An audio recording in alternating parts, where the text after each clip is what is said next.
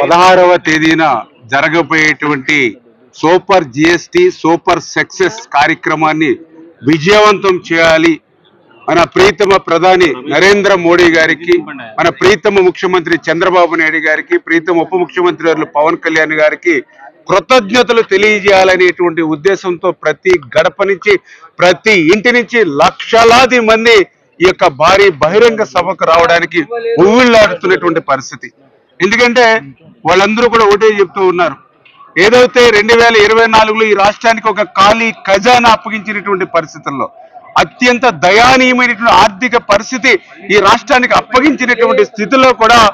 Double engine సర్కార్ యొక్క ఫలితం ఏదైతే ఈ యొక్క 14 నెలల కాలంలో ప్రతి ఇంటికి కూడా సంక్షేమ కార్యక్రమాలు, ఒక తల్లికి వందనం గాని, ఒక 4,000, 6,000, 10,000, 15,000 రూపాయలు పింఛను అందుకోవడం గాని, 20,000 రూపాయలు పెట్టుబడి సాయంగా ఒక అన్నదాత సుఖీభవ కార్యక్రమం గాని, మహిళలకు ఆర్టీసీల ఉచితంగా ప్రయాణం గాని, తద్వారా ఆటో డ్రైవర్లకి 15,000 రూపాయలు ఆటో డ్రైవర్ల సేవలో గాని, మరి ఏదైతే మరి 16,350 పోస్టుల టీచర్ల భర్తీ గాని, 3 గ్యాస్ సిలిండర్ ఉచితం గాని, ఇట్లా చెప్పుకుంటూ పోతే పెద్ద ఎత్తున ఈ 14 నెలల నుంచి ప్రతి ఇంటికి సంక్షేమ కార్యక్రమం అందుతూ ఉండడం గాని,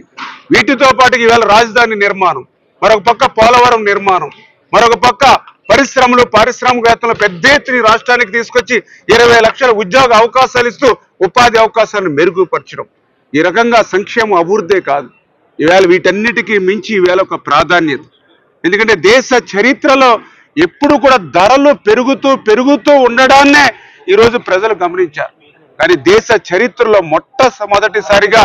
ధరలు తగ్గడాన్ని ఈరోజు నరేంద్ర మోడీ గారు సారథ్యంలో ఈరోజు చూస్తూ ఉన్నారు. ఏదైతే జిఎస్టి గతంలో 4 స్లాబ్లుంటే ఈరోజు 2 స్లాబ్లకి పరిమితం చేయడం ద్వారా ఈవేళ రాష్ట్రంలో ఉన్నటువంటి ప్రతి పేదవాడి కుటుంబం, రాష్ట్రంలో ఉన్నటువంటి ప్రతి మధ్యతరగతి కుటుంబానికి కూడా దగ్గర 15,000 నుంచి 45,000 రూపాయల వరకు ఒక్కొక్క కుటుంబం ఆదా అవుతూ ఉంది అని అంటే ప్రజలు